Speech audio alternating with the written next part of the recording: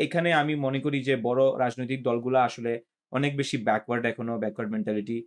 জামাত হয়তোবা কিছু একটা বুঝতে পারতেছে। জামাত কিন্তু অ্যাডপ্ট করে খুব ভালো দেখছেন আপনে?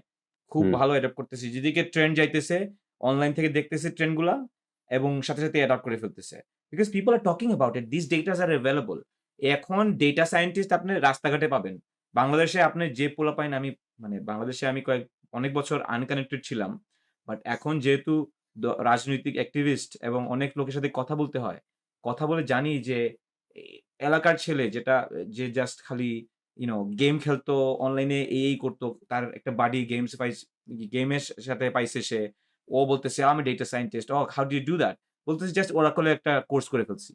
Oracle এ একটা কোর্স করে জাস্ট অনেক ফ্রি কোর্সেস আছে। করে হুম। হয়ে যেতেছে। এই ডেটা সায়েন্টিস্টরা যদি Facebook থেকে এই ডেটা গুলা কালেক্ট করতে থাকে, মানে একটা প্যাটার্ন কালেক্ট করতে থাকে। এই প্যাটার্ন কালেক্ট করলে তো বোঝা যায় যে কি হইতেছে, what is the trend? And it is very much available in Bangladesh.